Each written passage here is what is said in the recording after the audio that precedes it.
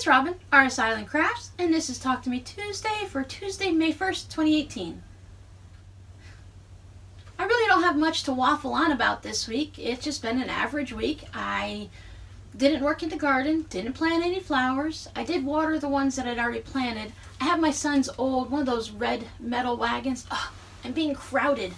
One of those red metal wagons that you pull. Oh, I just can't even think the name of them right now, but I'm sure you guys know what I'm talking about. And it got a little bit rusted because it's old. My son is now 19. It's been used for a lot of things, so right now I'm using it for a flower bed. I planted a bunch of wildflowers in it, but apparently either the seeds are old or I'm very impatient, which is quite possible because the flowers haven't grown yet. But the rest of the flower beds, once again, they need weeding, and it seems to be a never-ending thing. That was never my favorite thing as a child. We had a huge vegetable garden. We kind of had one of those neighborhood ones where everyone got together. It was probably about a half acre of land. Well, it's probably smaller than what I remember because it was when I was a small child. But I used to love helping my grandfather water the garden, but I really did not like weeding it. It's nice. People like to say they like to get their hands down in the dirt and work in the, work in the earth and the dirt and stuff like that. And that's great for planting, but nobody says I love to weed. Do you love to weed? I could be wrong, but I don't love to weed. Anyway, that's enough about that. Nothing else has really happened, so I'm going to go ahead and bring the camera over and show you this stack of stuff I've been working on. If you've been following my regular YouTube channel, you'll have seen these blocks already. The one where I still have to fix it, and I'm not worried about it right now. These are the twin star blocks I made this week. I really like this blue. It's a bit of a lighter color, red and blue,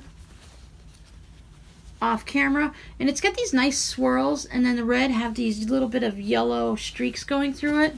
Kind of like a meteor shower. So I like this one. And I do love the jewel tones on this guy also.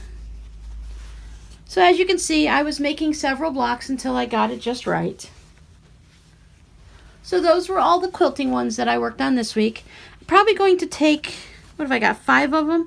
I'll probably take 4 of them and turn them into a wall hanging or a table topper. And then the 5th one will either go on the back of it or become a pillow cover. Here's this week's washcloth. I am into the green. I'm working on a second one now. I think I'm going to get 2 washcloths out of each of the little skeins of cotton yarn.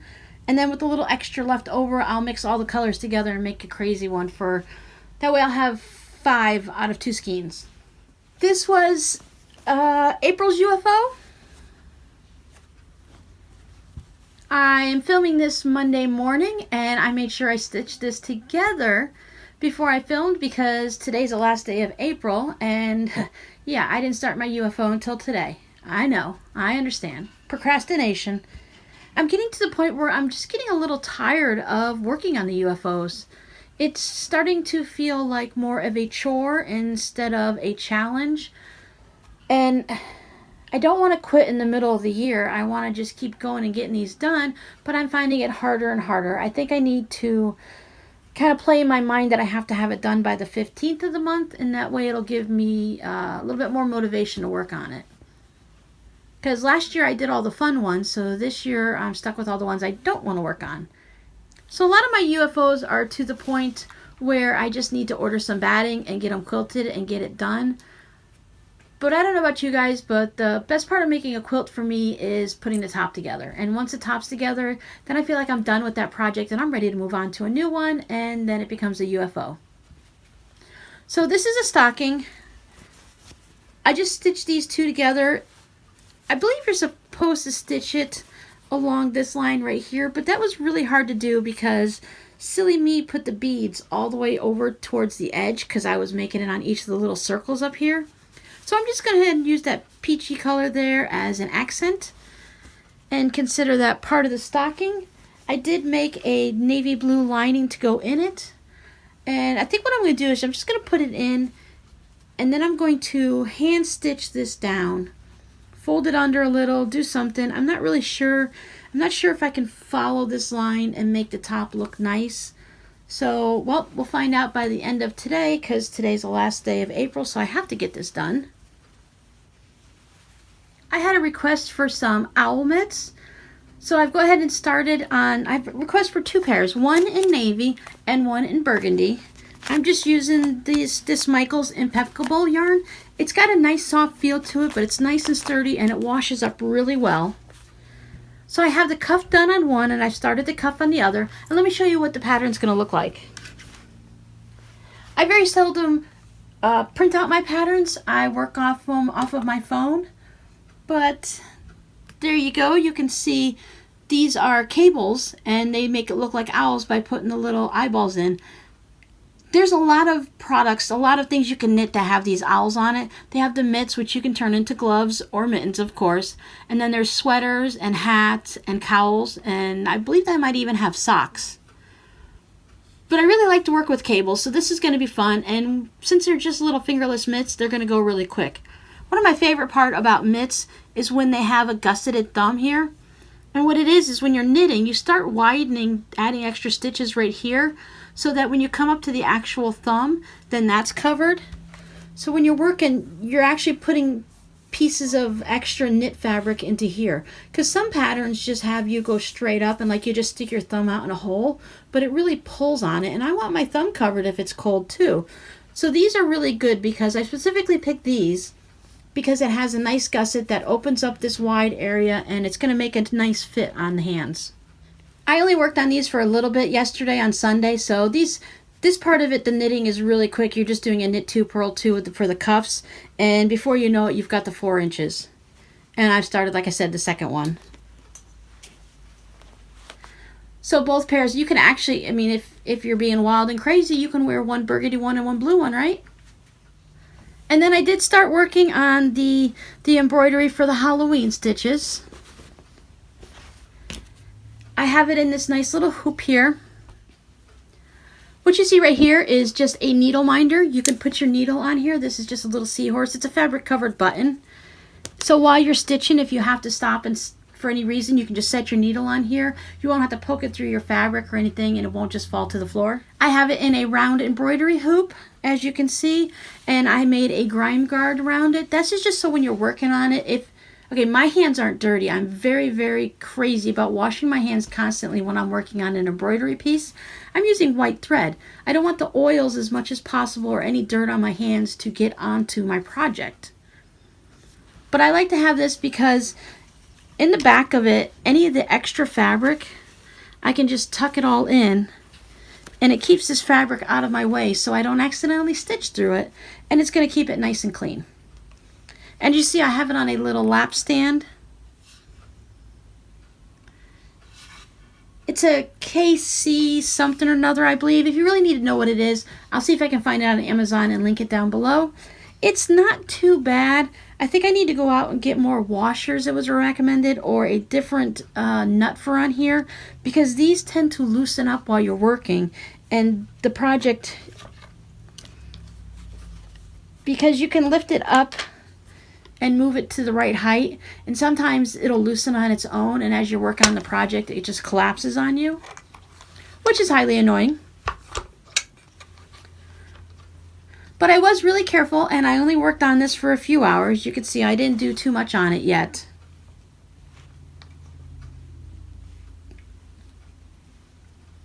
But I do like the way the white is shining against the purple batik. It's standing out nice and well, just like I was hoping it would.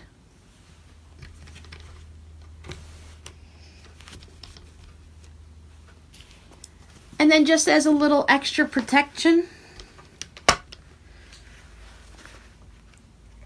I do have 3 cats and a dog, and I do live in a dust-prone house with all the construction going on outside.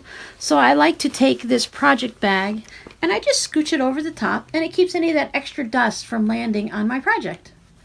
And because I made it with a see-through window, I know exactly what project is in there. And right now I can't let a week go by, let alone a day, without working on my button project.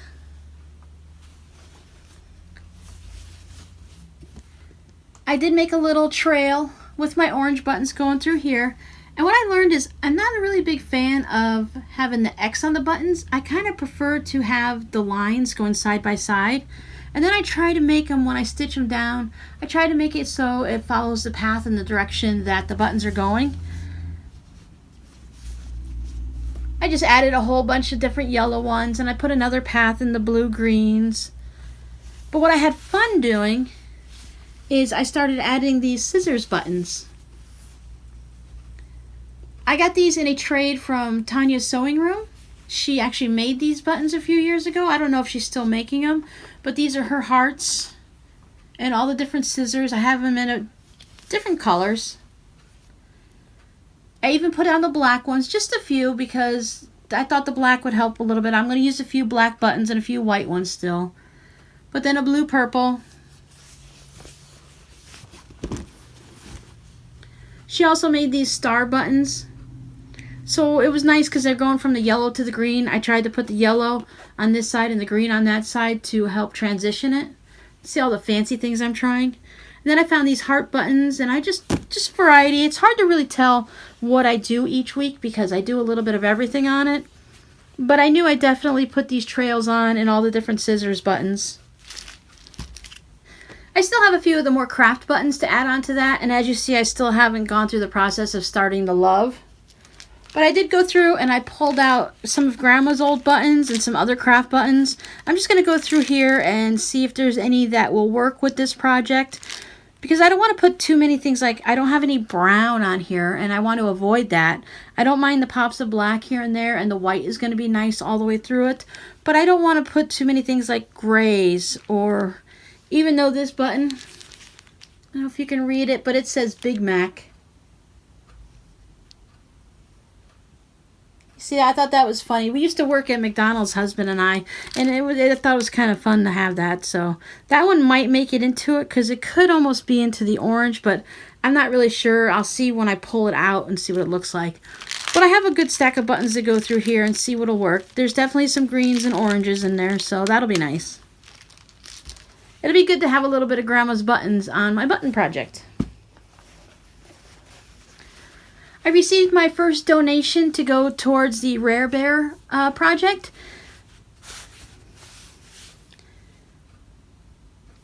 One of my wonderful subscribers sent in 8 batik squares. We weren't really sure how many squares it would take to make the bear. 8 seemed about right, but I was wrong. She sent a variety of these purples, and then this fun green. But it takes 9 10-inch squares to make the bear, come to find out.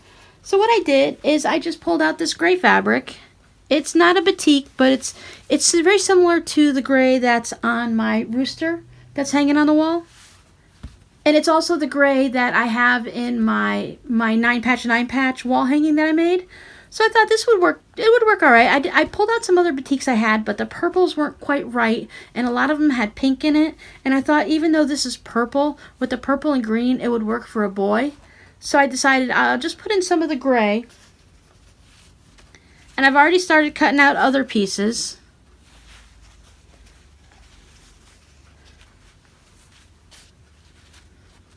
So I think this batik bear is going to be a really cute bear that either a boy or a girl will love snuggling with.